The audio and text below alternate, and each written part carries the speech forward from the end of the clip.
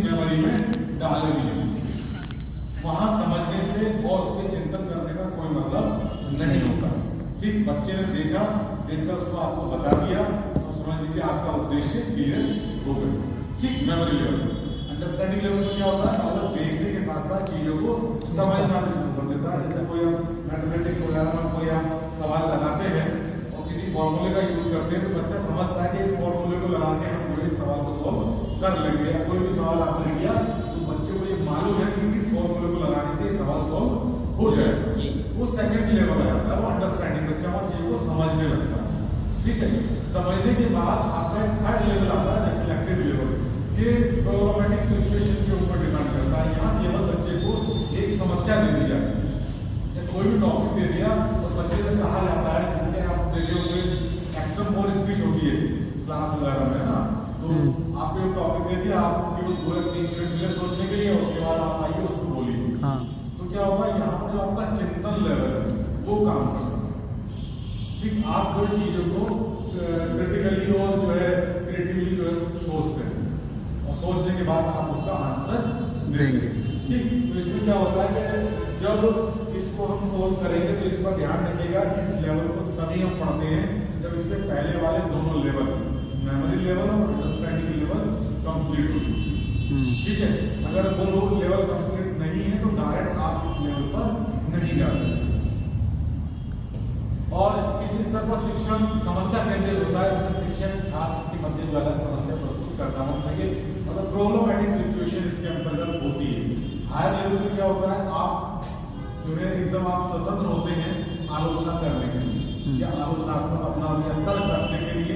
आप किसी भी चीज को जो है अपना तर्क प्रस्तुत करने के लिए या किसी भी प्रॉब्लम को सॉल्व करने के लिए आप स्वतंत्र होते हैं। और इसमें क्या होता है, टीचर का एक काम होता है कि वो बालक के सामने किसी भी समस्या को रखे। बालक के सामने कोई समस्या रखी जाती है तो बालक उस पर अनेक प्रकार से सोचता है, क्रिटिकली भी सोचेगा, ठीक है, हाइपोथेटिकली भी सोचेगा, या उसका क्रिएटिविटी जो है उसके अंदर भी सोचेगा, उसका आंसर यहाँ पर देगा। यह चिंतन आलोचनात्मक मौलिक होता है। लेकिन आलोचनात्मक तो है कि किसी भी चीज पर बालक स्वतंत्र होता है यहाँ पर अपनी बात रखने के लिए, क्योंकि हम लोग यहाँ डेमोक्रेटिक हम जो कॉन्सेप्ट को अपनाते हैं, डेमोक्रेटिक सिचुएशन है यहाँ पर। तो यहाँ पर क्या है, टीचर का रोल है वो एज अ फ्रेंड करो गाइड है। ठीक, तो इस लेवल पर क्या होता है, जो बच्चा क्या आता है एक आलोचना आपकी कर सकता है। कोई चीज उसके समझ में नहीं आ रही है, मान लीजिए गलत पढ़ा रहे हैं या बच्चे के अनुसार वो चीजें अलग है, मान लीजिए बच्चा उस चीज को समझता नहीं है या उसने कोई और चीज अलग से पढ़ रखी है, बच्चा खड़े होकर क्लास में आपकी आलोचना करता है, स्वतंत्र है और जो है नए तरीके से अपने नए विचार में उस चीज पर रख सकता है। या मान लीजिए कोई मैथमेटिक्स में आप कोई सवाल सोल्व करा रहे हैं और आप अपने ट्रेडिशनल मेथड पर चल रहे कि सोल्व ऐसे होगा, बच्चा उसका कोई नया तरीका भी जानता है तो खड़ा होकर वो आपको बता सकता है कि इस सवाल को हम उस तरीके से भी सोल्व कर सकते हैं। कल मैंने आपको बताऊं उसके नया तरीका, कई बार मोबाइल हम लोग देखते ही हैं, एक टीचर था जो टेबल सोल्व करा रहा था, टेबल लिखवा रहा था किस प्रकार लिखा जाए, तो 3 तक टेबल 2 और 3 का लिखने के बाद वो 4 का टेबल लिख रहा था। तो उसका एक बड़ा ठीक ठाक फंडा मेरे को लगा, तो मैंने पहली बार देखा, हो सकता है आप लोगों ने को देखा हो, जैसे 3 का टेबल उसने लिख रखा था, 2 और 3 का, साइड में वो 4 का टेबल लिखने लगा। ठीक, तो उसने 2, 3 उसको चौथा काउंट किया 4, मतलब ब्लैक बोर्ड तो बड़ा एकदम बहुत शानदार तरीका था वो जो लगा। उसमें जो है अगर देखेंगे तो फर्स्ट टाइम मैंने फिलहाल तो देखा जो ऐसा था, जैसे कि आपका 2, 4, 6, 8, 10, 12, 14, 16, मान लीजिए पूरा 2 का टेबल है।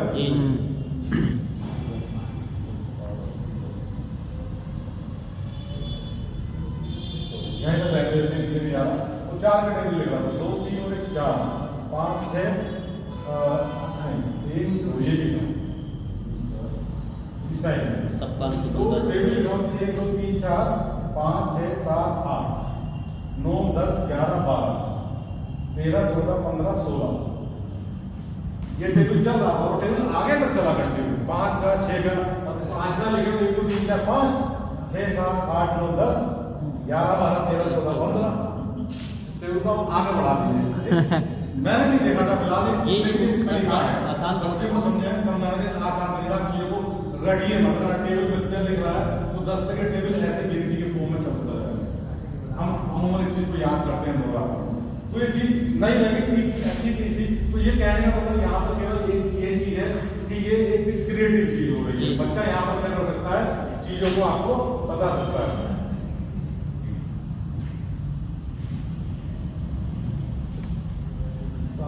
लेवल्स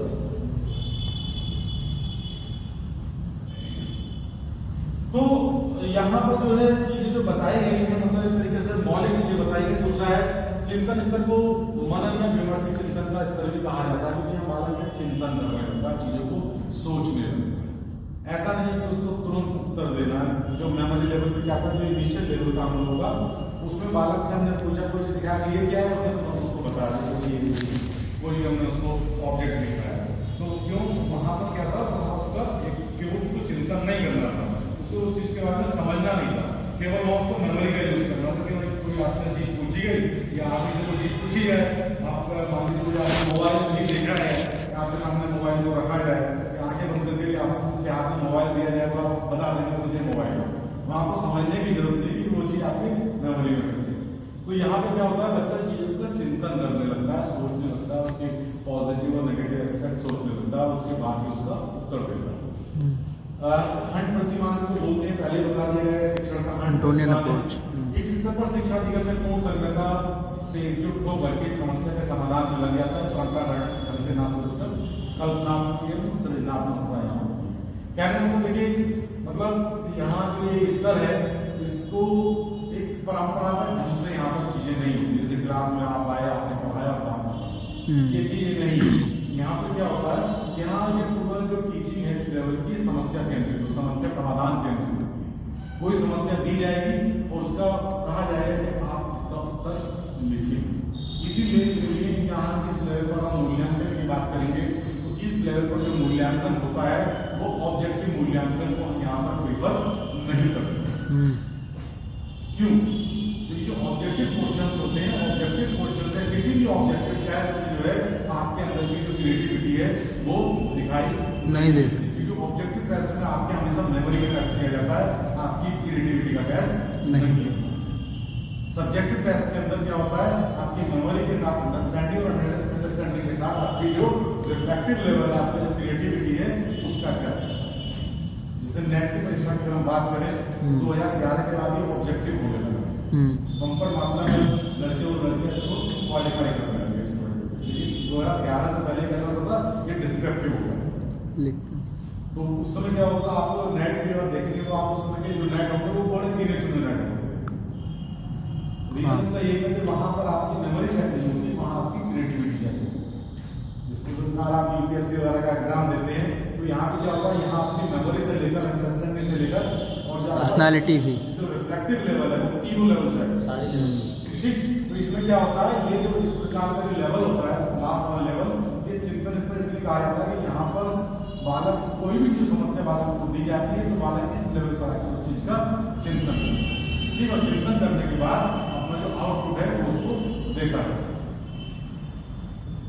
चिंतन स्तर के शिक्षण के विद्यार्थी समस्या को सुलझाने के लिए गहन तथा गंभीर चिंतन द्वारा अपना मौलिक दृष्टिकोण बनाना सीख जाते हैं। यही होता है कि जब आपके सामने कोई भी समस्या दी जाए, अगर एक ही प्रश्न आपकी क्लास में पूछा जाए, तो हो सकता है कि अगर 5 बच्चे उसका आंसर दे रहे हैं उस क्वेश्चन का, तो 5 के विचार अलग। या पूरी क्लास में आप आंसर, कोई क्वेश्चन आपसे पूछा जाता है, नहीं पूछ रहा हूँ, आप देखने के बाद, तो उसमें क्या होता है कि कुछ लोग तो आंसर सिमिलर देते हैं, लेकिन 4-5 बच्चे ऐसे होते हैं जिनके आंसर क्या होते हैं, बिल्कुल एकदम मौलिक होते हैं, एकदम नए होते हैं। तो उससे क्या होता है, और जो बच्चे होते हैं वो नई चीजों को सीखते हैं कि एक क्वेश्चन आप एक नहीं 4 तरीके से भी सीख सकते हैं, 4 तरीके के उसके आंसर आ सकते हैं। तो इस लेवल पे क्या होता है, ये लेवल होता है, इसमें बालक का एक मौलिक चिंतन जो है, नया चिंतन विकसित होता है इस लेवल पर। ठीक है सर, हाँ, आलोचनात्मक जैसे कोई क्वेश्चन आया भारतीय शिक्षा पद्धति पर आलोचनात्मक टिप्पणी, तो आलोचनात्मक नेगेटिव में लिखे या पॉजिटिव में, या कैसे? आलोचना नेगेटिव और पॉजिटिव एस्पेक्ट्स में दोनों में हो सकती है, पहली कंडीशन। अगर आलोचनात्मक की बात हो रही है तो आलोचना में आप जो उसके ड्रॉबैक है वो नहीं दे सकते और वर्तमान में उसकी उपयोगिता क्या होगी वो उसको भी आप सुझाव में लास्ट में लिखें कि इसकी जगह ये हो। नेगेटिव और पॉजिटिव में बैलेंस बना। हाँ बैलेंस पूरा समालोचना। बहुत सी चीजें ऐसी होती हैं कि आप मान लीजिए किसी भी टॉपिक पर आप बात करें तो हो सकता है कि मेरे विचार उस पर बिल्कुल नेगेटिव, मुझे वो चीज पसंद ना हो। ठीक, इस चीज का असर आपकी जो ये हमारा जो कह सकते हैं कि जो नजरिया होता है इसका प्रभाव क्लास में पड़ता है और हमारे अपने जीवन में पड़ता है। किसी भी चीज को जब हम कोई चीज पढ़ रहे होते हैं तो पढ़ते समय क्या होता है कि हमारा जो मैं ये मानता हूँ आप भी देखते हो क्लास में कि हम सामने वाले की बात से बहुत जल्दी प्रभावित होते हैं बिना उस चीज को पढ़े और समझे। अगर आप उस चीज का गहन अध्ययन करें और एक चीज को आप 1 दिन 10 बार पढ़ेंगे तो आपको हर बार एक नई चीज उसमें मिलेगी। तो जब भी आप उसमें आलोचना करें तो आप उसको कम से कम 1 दिन 10 बार उसको पढ़ें ताकि आपकी जो आपके विचार हैं वो विचार उस पर आपके जो आउटपुट निकल रहा है आपका जो रिजल्ट है उस पर हावी हो।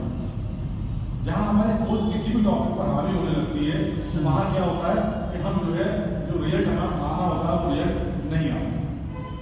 जब भी आप उसकी आलोचना करें आप स्वतंत्र होकर आलोचना करें, डेमोक्रेटिक होकर, ठीक है, उस पर आपके विचारों का प्रभाव नहीं पड़ना चाहिए, लेकिन ऐसा होता नहीं। ये वास्तव ये बहुत कम होता है कि जब भी हम इसीलिए जो ऑब्जेक्टिव क्वेश्चंस लाए जाते हैं कि वहां हमारे विचारों का प्रभाव नहीं पड़ता है। बच्चे ने अगर सही आंसर दिया है तो सही, उसके बारे में मैं कितना भी गलत सोचूंगा उसका कोई फर्क नहीं पड़ेगा। वहीं ऑब्जेक्टिव जो सब्जेक्टिविटी आती है, जो सब्जेक्टिव क्वेश्चंस होते हैं वहां विचारों के द्वारा वो चीजें प्रभावित होती है। तभी कहा जाता है कि आप एग्जाम में जब भी क्वेश्चन आंसर मतलब पेपर दें तो बहुत साफ और अच्छा लिखें, राइटिंग आपकी साफ होनी चाहिए। इंग्लिश में लिख सकते हैं तो बहुत अच्छी बात है, कहीं ना कहीं इसका प्रभाव, ठीक। तो ये चीजें होती हैं कि इसमें जो है प्रभाव पड़ता है, लेकिन आप कोशिश ये करें कि आलोचना करते समय किसी भी चीज की प्रभाव ना पड़ने दें और उसके नेगेटिव के साथ साथ उसके पॉजिटिव चीजें क्या है वो भी आप उसको ध्यान दें। सर एक समालोचक नजरिया बना रहे। देखिए पॉइंट इसके भी 4 ही हैं शिक्षण प्रतिमान के, जैसे कि प्रत्येक प्रतिमान में लोग 4 पढ़े हैं, एक फोकस, एक सिंटैक्स, एक सोशल सिस्टम और सपोर्ट सिस्टम। इसमें कोई ज्यादा चीज नहीं है, सेम है। सबसे पहले उद्देश्यों की बात करेंगे, इसके क्या क्या उद्देश्य होते हैं। पहला उद्देश्य छात्र में समस्या समाधान की क्षमताओं को विकसित करना।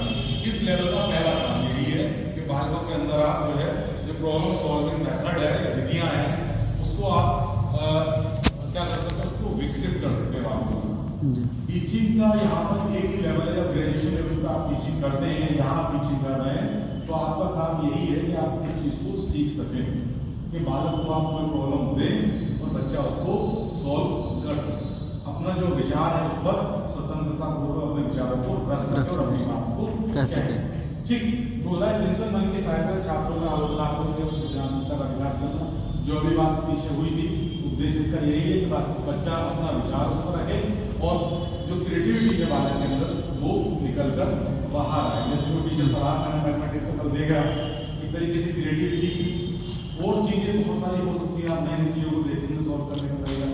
अभी आपके सामने दिक्कत आएगी बहुत बड़ी, जब आप टीचिंग करेंगे TLM क्या होगा, टीचिंग लर्निंग मटेरियल, जब आप यहाँ पर टीचिंग करेंगे या वहाँ टीचिंग होगी तो उसमें क्या होता है, अब आप मोबाइल यूज करते हैं, सभी लोग मोबाइल यूज करते हैं, कितना क्या क्या यूज करते हैं आप मोबाइल में। अभी तो फिलहाल आप एक बात कह सकते हैं कि सब लोग कॉम्पिटिशन की तैयारी कर रहे हैं तो हम लोग बोल रहे हैं ठीक जी, आप कितना देखते हैं वो आप खुद जानते हैं।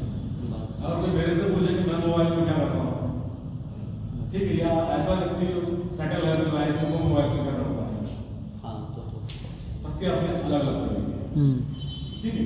ध्यान रखिएगा कि जब भी आपको वो चीज आएगी तो आप उस चीज को अगर सर्च करेंगे किसी भी टॉपिक पर आप TLM बनाए तो किस प्रकार और किस प्रकार से बन सकता है तो वहाँ आपको नए नए आइडिया मिलेंगे, आपको टीचर से पूछने की आवश्यकता नहीं होगी। सेकेंडरी इस समय टीचिंग चल रही है तो सब लोग आते हैं, पहला मुद्दा यही होता है कि हम TLM क्या बनाएं, क्योंकि मोबाइल तो लिए हाथ में इसका प्रयोग हो सकता सोचता है मैं एक चीज़ बताऊँ आपको 10 वो चीज़ नहीं बताते तो आप उसका यूज सही बात है।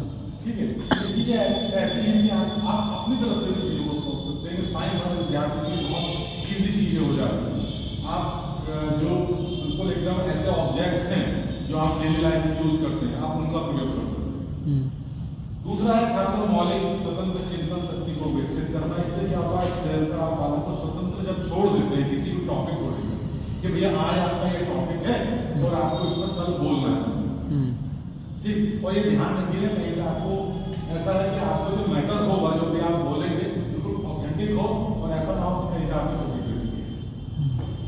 तो उसमें क्या होगा, जब आप ऊपर ऐसा प्रेशर होगा या आप कभी किसी कॉम्पिटिशन में आज तक पार्टिसिपेट किए हों अपने स्कूल लेवल कॉलेज लेवल, तो हम एक दो दिन क्या होता है अगर हमें टाइम मिलता है तो हमारे जो एक क्रिएटिव थिंकिंग है या मौलिक चिंतन है वो निकल कर बाहर जी। तो ये कब होता है कि होता तभी जब हमारे सामने कोई ना कोई समस्या है, समस्या है, प्रेशर आए। कि हम खाली में नहीं पढ़ते किसी भी चीज।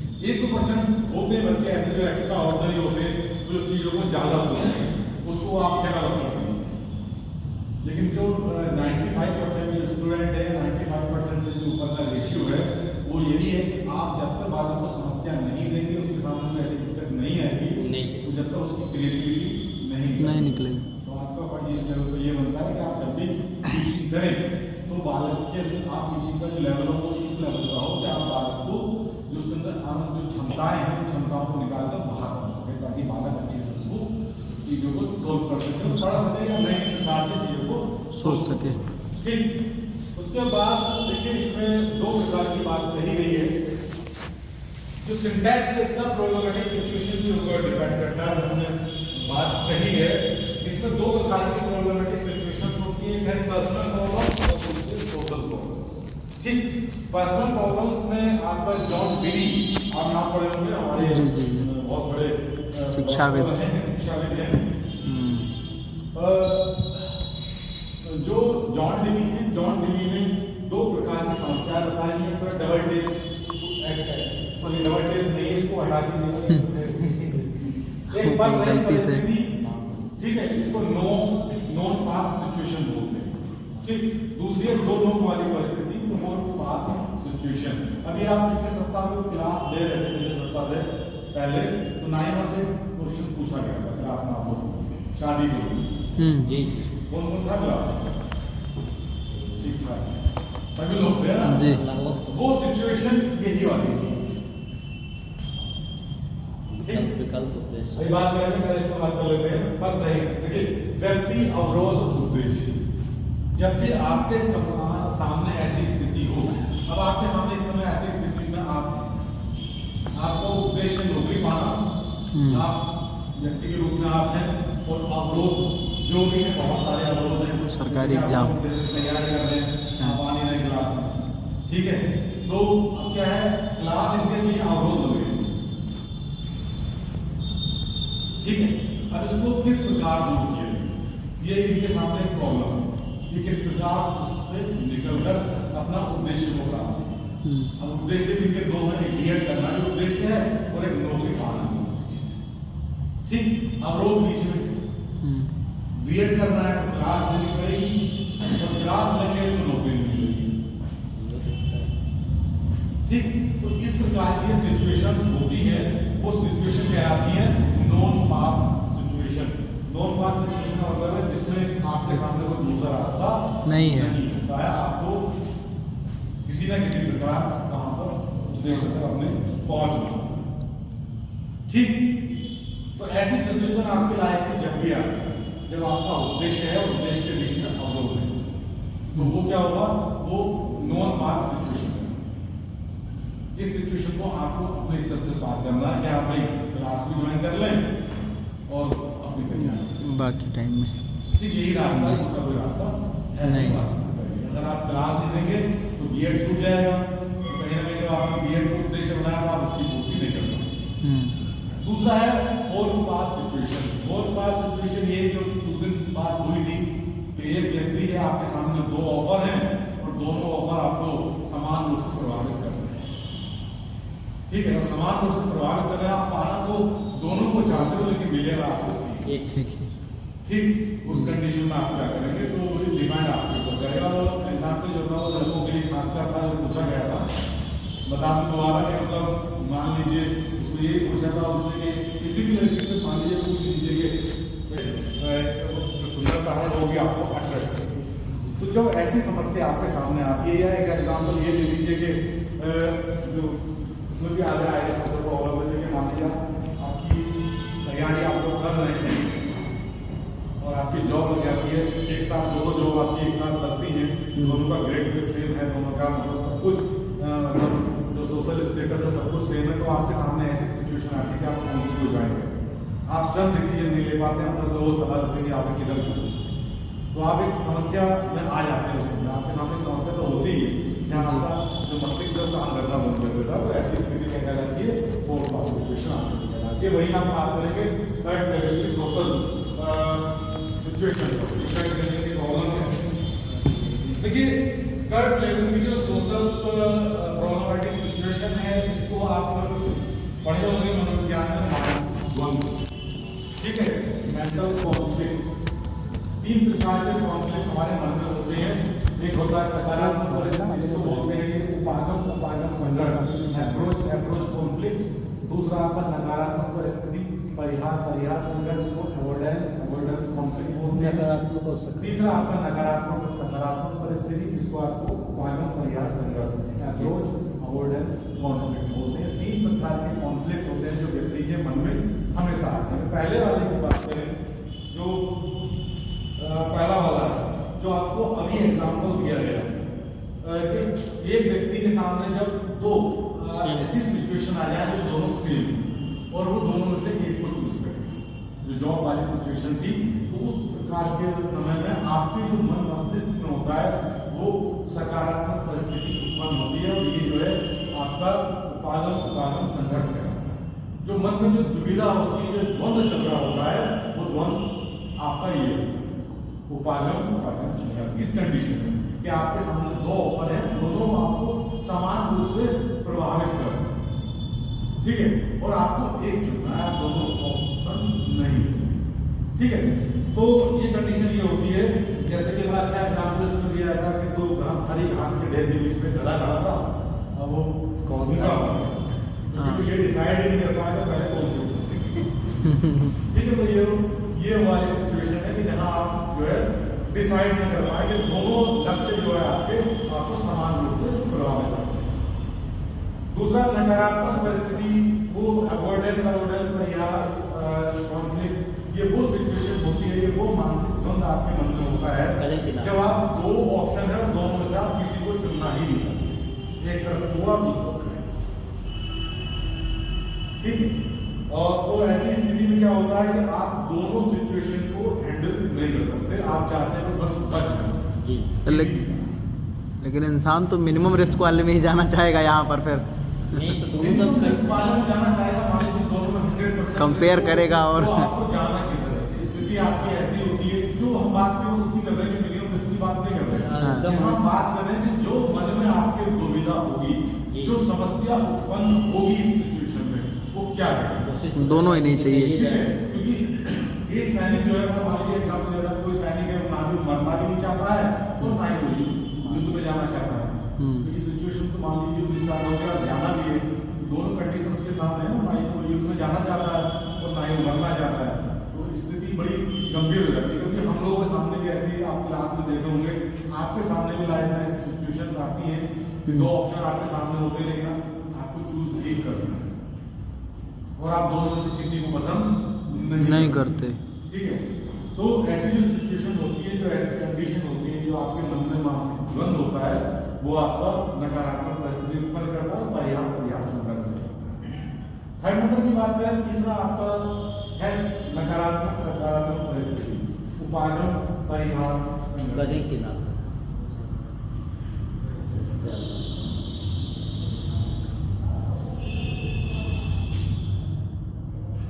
देखिए ये सिचुएशन जो है बड़ी टिपिकल होती है। इसमें क्या होता है, हम किसी व्यक्ति को बहुत पसंद भी करते हैं एग्जाम्पल के तौर पर, और हमें उसकी कुछ आदतें पसंद जो है, व्यक्ति हमें पसंद है ऐसा, लेकिन उसकी आदतें पसंद नहीं।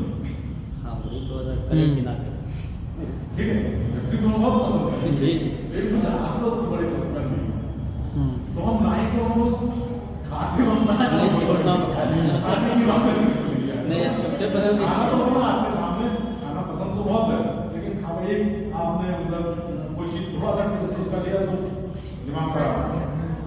अब मन तो बहुत था घर में कि यार आज ये ले तो हम घर बहुत अच्छी से खाया जाएगा, लेकिन जहाँ आपने थोड़ा सा टेस्ट किया आपका दिमाग खराब। तो मन में एक ऐसी सिचुएशन जो है नकारात्मक सकारात्मक परिस्थिति बन जाती है। स्टार्टिंग में सकारात्मक परिस्थिति थी क्या चलो आज मनपसंद खाना बन रहा है खाएंगे, और जब चीज सामने आएगी दिमाग खराब। नमक डाल दिए। ये भी हो सकता है कि शुगर के पेशेंट को मिठाई किसी को मीठा पसंद तो शुगर हो जाएगा। तो समझ गए होंगे आप लोग क्या स्थिति मन में होगी। तो इस प्रकार का जो द्वंद होता है वो नकारात्मक सकारात्मक परिस्थिति होती है।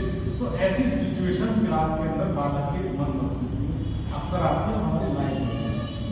इन जो है इन सिचुएशन से निकलना, अगर हम इन सिचुएशन से निकलना सीख जाएं तो समझ लीजिए हमारा जो रिफ्लेक्टिव लेवल है टीचिंग का वो हम पूर्ण कर देते हैं, चीज़ों को उस लेवल पर पहुंच जाते हैं जहाँ क्या हमारे लिए अच्छा है क्या हमारे लिए बुरा है वो सारी चीज़ें सीखें। ठीक भैया जी सर। आगे चलते देखिए अगर सोशल सिस्टम की बात करें, सामाजिक रूप में क्लास में इस प्रकार का होता है।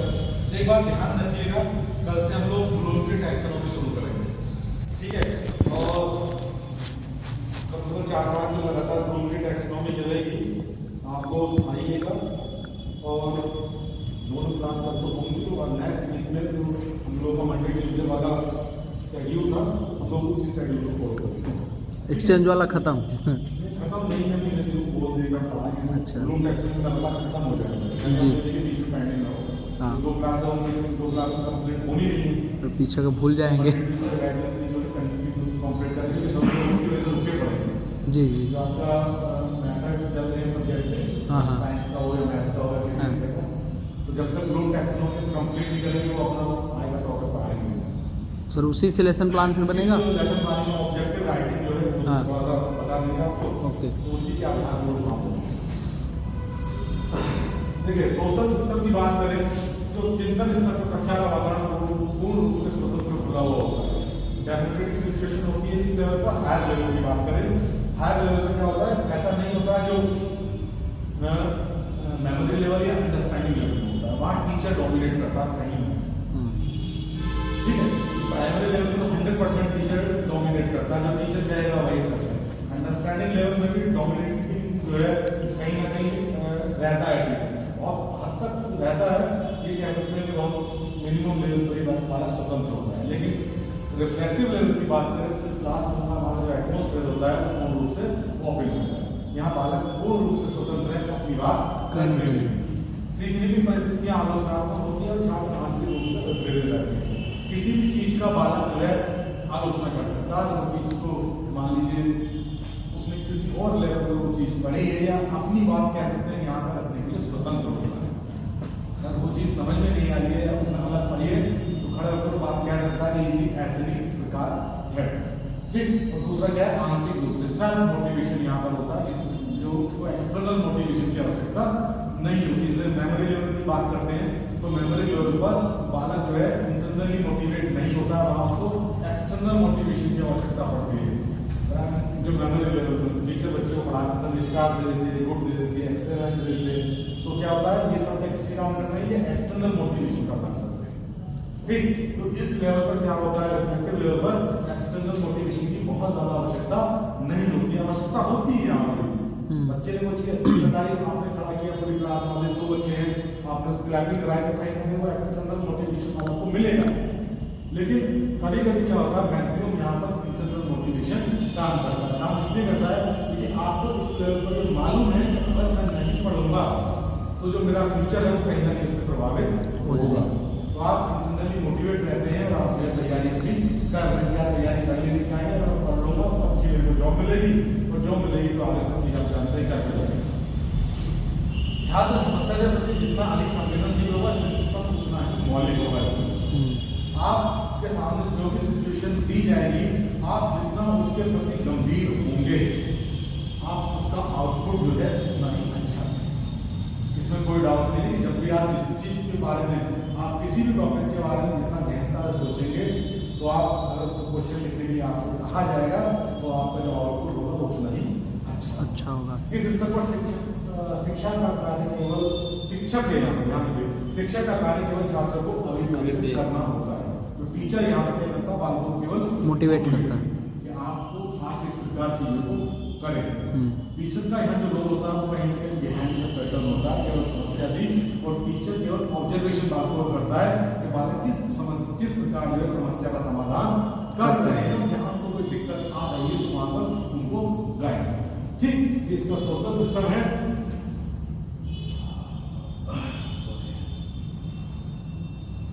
Support system. मूल्यांकन की बात करते हैं, इस लेवल पर मूल्यांकन कहीं ना कहीं एक बहुत कठिन कार्य होता है, बहुत आसान यहाँ पर मूल्यांकन नहीं होता है, ठीक है।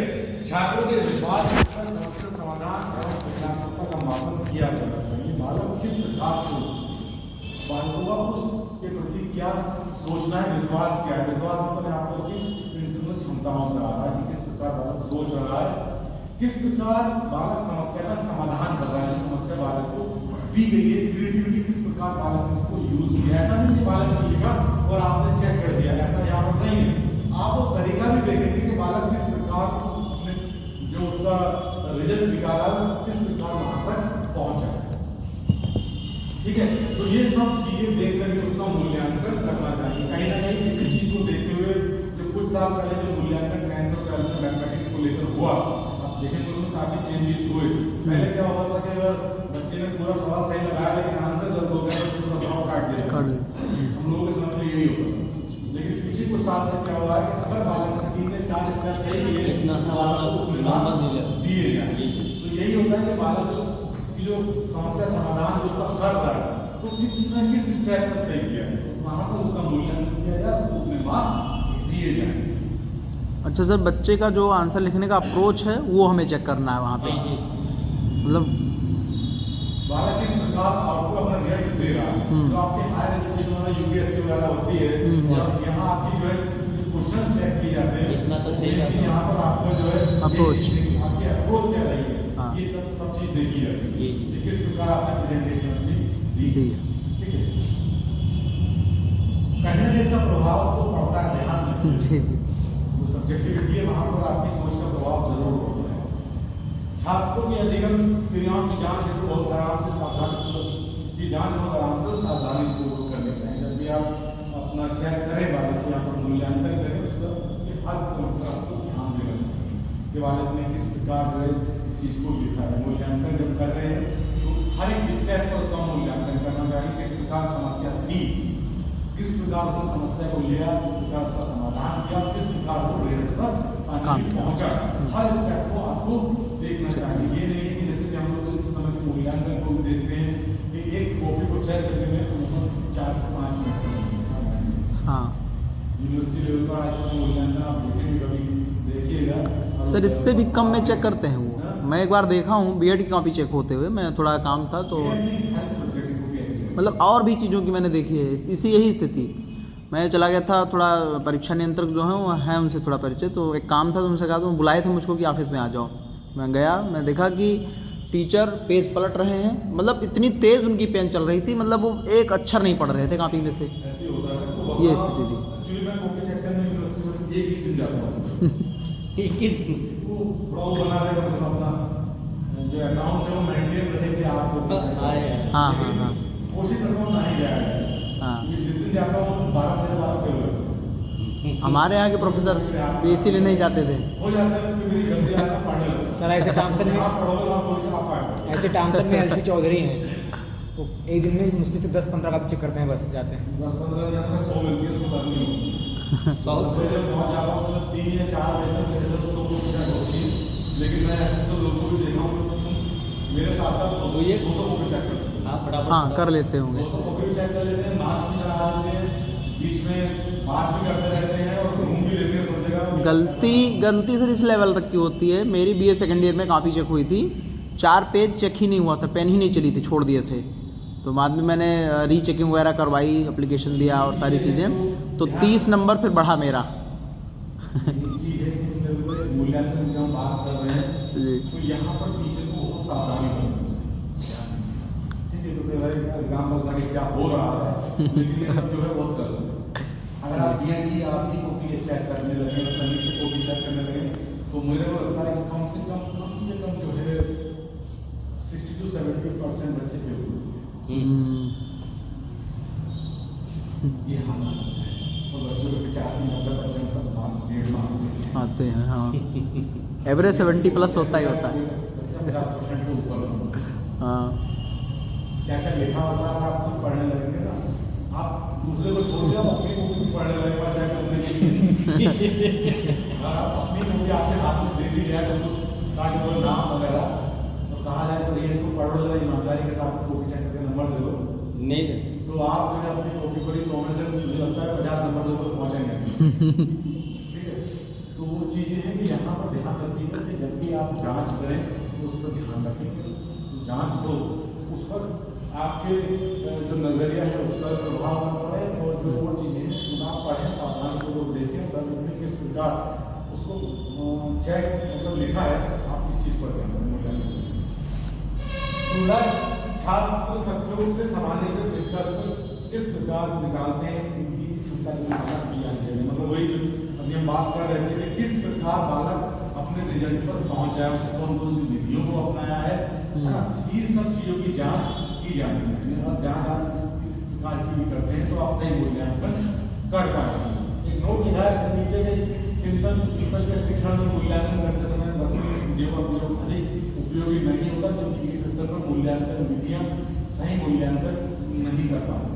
जो सब्जेक्ट ऑब्जेक्टिव मेथड यहाँ पर इस लेवल पर, वो आपके अंदर की जो क्रिएटिविटी है उसको नहीं जानता, क्योंकि ऑब्जेक्टिव जितनी भी टीचिंग मेथड्स होते हैं, जब भी आप इस लेवल पर जांच करते हैं तो वहाँ आपके आलोचनात्मक क्षमताएं आपकी क्या है, क्रिटिकल आपके जो क्रिटिकल आप जो सोच अपना रहे हैं वो यहाँ पर चाहे ऑब्जेक्टिव मेथड में नहीं होती, क्योंकि उसमें तो ये काम कि आप जो ऑब्जेक्टिव टेस्ट दिए क्वेश्चनों का 4 आंसर होंगे, आपने एक आंसर टिक लगा दिया, तो वहाँ आपकी केवल मेमोरी लेवल चेक होगा, अंडरस्टैंडिंग और रिकॉर्डिंग लेवल का वहाँ पर कोई मतलब नहीं होगा।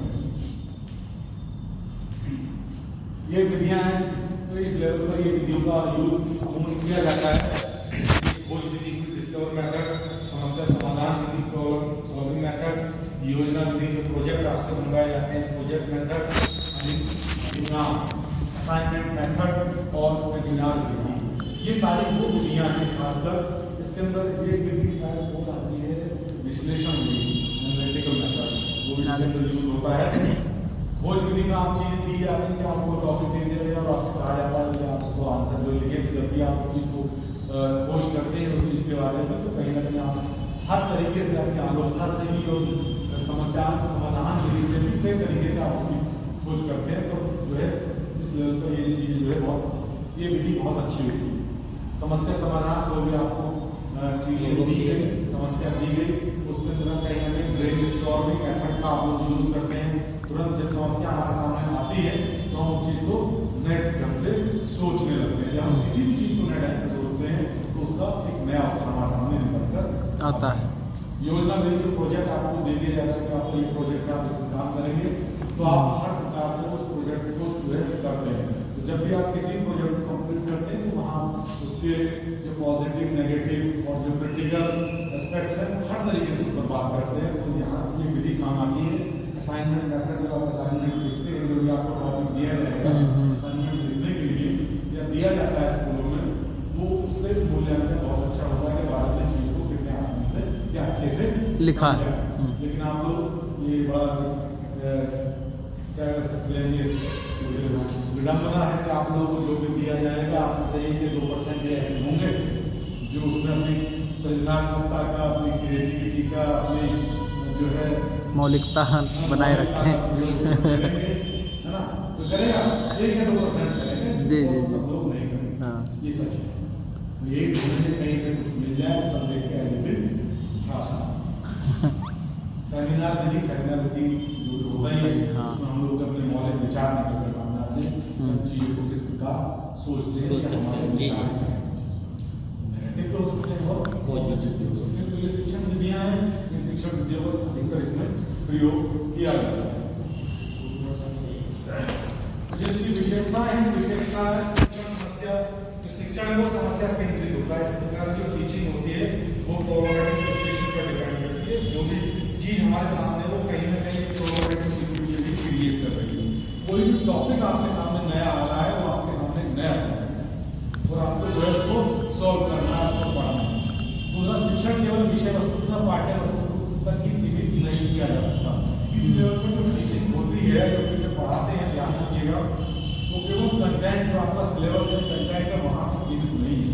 यहाँ पर लेवल अलग लेवल पर आप चले जाते हैं। यहाँ पर ये बताया जाता है कि वो उस विषय का या उस टॉपिक का आपके जीवन में क्या होगा, आप अपने जीवन को किस प्रकार उस टॉपिक से जोड़ सकते हैं और अपने जीवन को किस प्रकार आगे बढ़ा सकते हैं। ये सारी चीजें ऐसी हैं या किस प्रकार आप अपनी जो आपका जीवन कह सकते हैं कि जॉब के लिए आप जो आगे बढ़ना चाहते हैं, आप बीएड कर रहे हैं, तो बीएड करने के बाद एक उद्देश्य प्राइमरी एजुकेशन ही नहीं कि आप प्राइमरी में नहीं आ सकते। आपके सामने 10 ऑप्शन और आप किसी भी एक ऑप्शन को चूज कर सकते हैं। तो इस लेवल पर जो टीचिंग होती है वो केवल कंटेंट से रिलेटेड नहीं है, मतलब जॉब ओरिएंटेड ही नहीं है कि आपको जॉब ही पाना है। बीएड करने के बाद आप अच्छे शिक्षक बन सकते हैं। जरूरी नहीं है आप गवर्नमेंट टीचर ही बने, हो सकता है कि आप प्राइवेट सेक्टर में जाएं। प्राइवेट सेक्टर में बहुत अच्छे स्कूल है, आपको अपने सब्जेक्ट पे कमांड है और आप अच्छा पढ़ाते हैं, तो निश्चित तौर पर आप गवर्नमेंट टीचर से भी अच्छी सैलरी प्राइवेट सेक्टर में पा सकते हैं। मेहनत तो है, ध्यान रखिएगा। गवर्नमेंट नौकरी से इसलिए ढूंढी जाती है ताकि हमारा पूरी दिखा हमें आराम मिल सके और हमें सैलरी मिल सके। 99% व्यक्तियों की यही सोच है। ये गलत है लेकिन है। ठीक, शिक्षण में विद्यार्थी अपने शिक्षण को खुलकर अपने शिक्षण की खुलकर आलोचना कर सकते हैं। ध्यान रखिएगा, यही चीजें रहती है कि स्वतंत्र बालक जो है स्वतंत्र होगा। जो भी टीचिंग हो रही है इस लेवल पर, बालक उस पर क्या कर सकता है, अपने यूज कर सकता है, अपनी बात कर सकता है, गलत चीजें को उसकी आलोचना कर सकता है, अपने मौलिक विचार दे सकता है और जो क्रिएटिविटी है, किस चीज को नए प्रकार से सोच रहा है, वो अपनी नई सोच यहाँ पर रख सकता है। ठीक, स्टूडेंट टीचर के बीच एक डिबेट हो सकती है, मतलब किसी मुद्दे को लेकर के मेरी बात से सहमत नहीं है तो आप अपना पक्ष यहाँ पर किस लेवल पर रख सकते हैं। जी, कुछ इसकी सीमाएं नहीं है इस लेवल पर। सीमाओं में अगर देखें, संगठित का बहुत इस तरह की आर्थिक चिंतन इस तरह के किसी निश्चित कार्यक्रम का अनुसरण नहीं किया जा सकता। वहाँ चीजें एक पैटर्न पर चलती है, मेमोरी लेवल पर और अंडरस्टैंडिंग लेवल। वहाँ आप जो है आपकी जो अपने सोच है, वहाँ पर वो चीजें जो है हावी नहीं होती यहाँ। हाँ, लेकिन वहाँ क्या होता है, वहाँ चीजें पैटर्न जो आपका सिलेबस मिला है आपको उसी के अनुसार चलना। यहाँ हम ये बात करें जो टीचर विशेषताओं में कि यहाँ पर जो इस लेवल की जो टीचिंग है वो जरूरी नहीं है केवल कंटेंट या सिलेबस ओरिएंटेड हो। वहाँ यहाँ पर चीज़ों को बताया जाता है इस लेवल पर कि उन चीज़ों का आपके उस टॉपिक का आपके जीवन में क्या प्रयोग है, आप अपने जीवन को किस प्रकार इस चीज़ से बेहतर बना सकते हैं। लेकिन मेमोरी लेवल पर और अंडरस्टैंडिंग लेवल पर हमारा एक उद्देश्य होता है कि हम चीज़ों को किस प्रकार पढ़ें, बालक के दिमाग में डालें या बालक किस प्रकार चीज़ों को समझ जाए। हम केवल वहाँ पर जो टीचिंग करते हैं वो कंटेंट ओरिएंटेड होती है और सिलेबस ओरिएंटेड होती है। उसके अलग हमें इधर से उधर कोई भी चीज़ नहीं पढ़ा सकते, पढ़ानी भी नहीं। लेकिन यहाँ जो चीज़ें होती है वो बिल्कुल अलग होती है। इस स्तर के शिक्षण की व्यवस्था केवल कुछ कक्षा के विद्यार्थियों के लिए की जा सकती है। ठीक, मतलब यहाँ पर जो टीचिंग होगी वो केवल हायर एजुकेशन के लेवल की होगी। उसके अलावा जो है ध्यान रखिएगा, जो नीचे वाले लेवल के विद्यार्थी हैं अंडरस्टैंडिंग या मेमोरी लेवल के, उनके लिए भी टीचिंग नहीं होगी। क्योंकि अगर आप उनको प्रॉब्लम की सिचुएशन में डालेंगे तो कहीं ना कहीं वो अपने लक्ष्य तक नहीं पहुँचेंगे। इस स्तर के शिक्षा में केवल सामूहिक वाद विवाद को ही प्रभावशाली युक्ति माना जाता है। कोशिश हमेशा से ये चीज की जाती है, हम हमेशा इसमें आलोचना की बात कर रहे हैं, हमने यूज करने की बात कर रहे हैं, तो ये कहा जाता है कि भाई ये चीजें प्रभावशाली है, बात विवाद क्या आज से पहले क्लास में चाय किए हैं?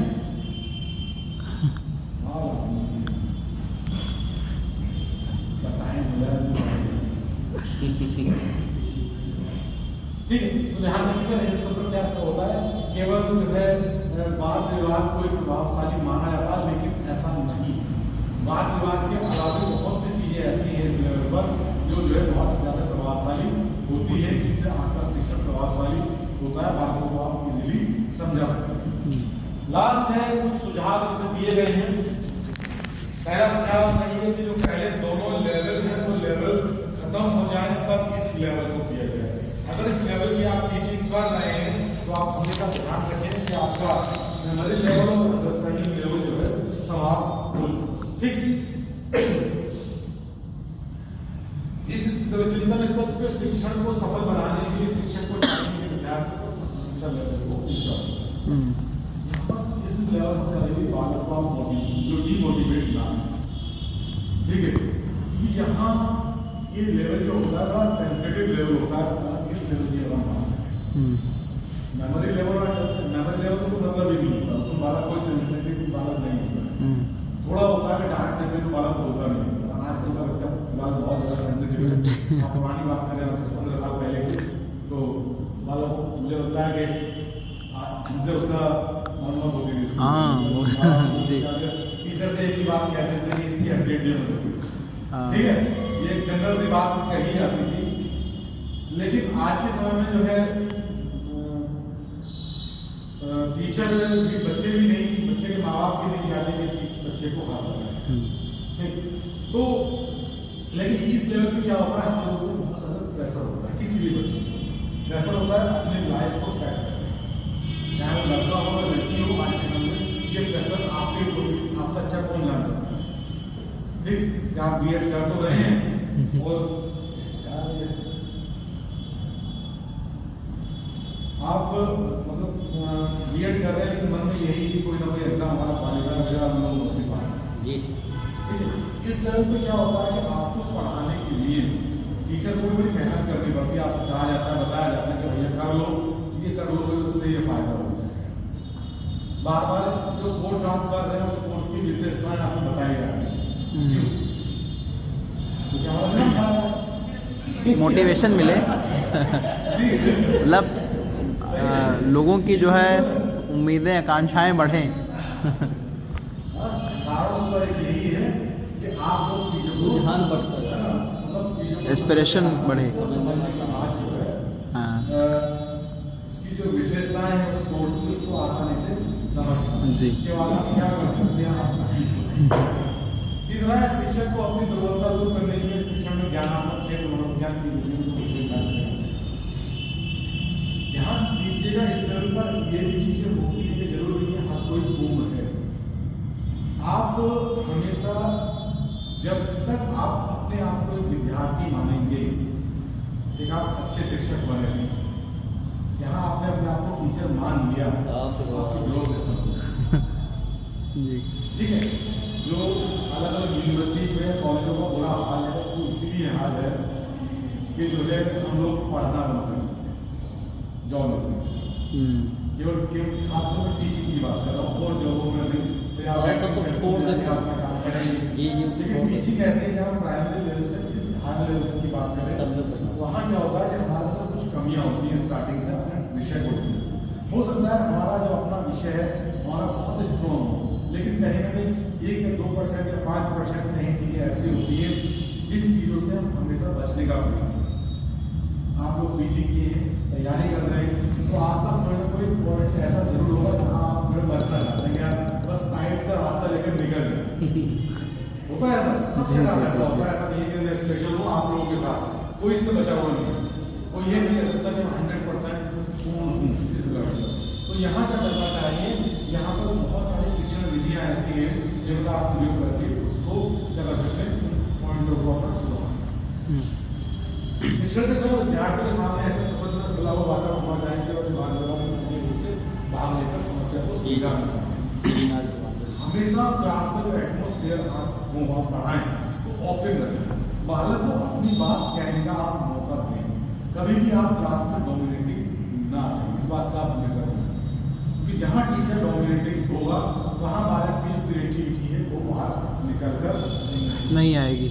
अगर आप बालक की क्रिएटिविटी बाहर निकालना चाहते हैं, या बालक के अंदर जो क्वालिटीज उसको बाहर निकालना चाहते हैं, तो आप क्लास का जो एटमोस्फेयर है वो ओपन रखें। किसी भी लेवल का आप ओपन करें, प्राइमरी भी ओपन कर सकते हैं। और ये जो पॉइंट है ये हर जगह काम करें। ठीक, नेक्स्ट है शिक्षक को विद्यार्थियों के सामने समस्या को प्रकार से उत्पन्न करना चाहेंगे, इसकी अनुभूति करके आवश्यक कल्पनाएं बना सकते हैं। मतलब आप इतने इजी प्रॉब्लम बच्चे के सामने रखें कि बालक की जो हाइपोथेटिकल सिचुएशंस है बालक क्रिएट कर सके। आपने एक समस्या बताई तो बालक उसको 10 प्रकार से सोच सके। अगर ऐसी बात हो रही है कि बालक एक समस्या पर 10 प्रकार से सोच रहा है तो निश्चित तौर पर वो समस्या को सॉल्व कर देगा, क्योंकि 10 में से हो सकता है कि 9 गलत हो, लेकिन एक समस्या एक जो उसका हाइपोथेटिकल जो उसकी सिचुएशन है, जो उसकी हाइपोथेसिस है, जो उसकी कल्पना बन रही है, वो सिद्ध हो जाएगी और वो समस्या को सॉल्व कर देगा। ठीक भैया, ये रिफ्लेक्टिव लेवल का टीचिंग का लेवल्स ऑफ टीचिंग का टॉपिक आपका खत्म हुआ है।